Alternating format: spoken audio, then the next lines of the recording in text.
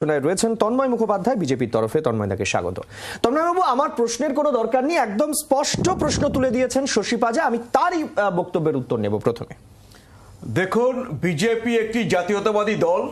BJP চায় সেই নির্বাচন সে বিহারে হোক, উত্তরপ্রদেশ হোক, যেখানে বিজেপি ক্ষমতায় আছে, আর যেখানে বিজেপি ক্ষমতায় নেই, তামিলনাড়ু হোক, কেরালা হোক, পশ্চিমবঙ্গে হোক, যেন স্বচ্ছভাবে হয়, স্বচ্ছ তালিকার উপরে হয়।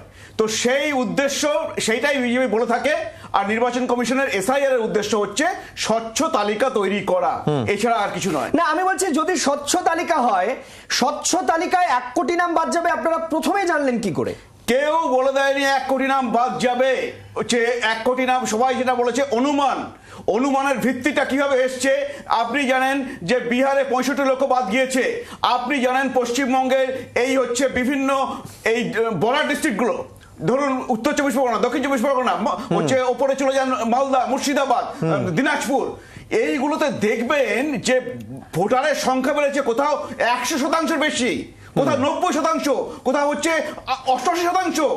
এটা কি করে হতে পারে বলুন তো? সেখানে কি পপুলেশন এইভাবে বেড়েছে? তাহলে আপনি পরিষ্কার করে বুঝতে পারছেন অনুপ্রবেশ হওয়ার জন্য।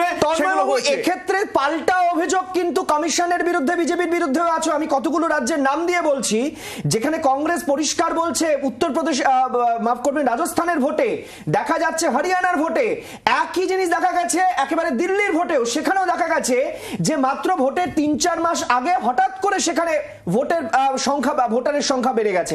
আবার দেখা যাচ্ছে ভোটের পরে যে সংখ্যা দেওয়া হচ্ছে তার পার্সেন্টেজ বেড়ে যাচ্ছে। এই রাজ্যগুলো যেটা আপনি বললেন, সেখানে ভোট হওয়ার পরে কিন্তু কংগ্রেস কোনো কমপ্লেন করেনি। আর কংগ্রেস আজকে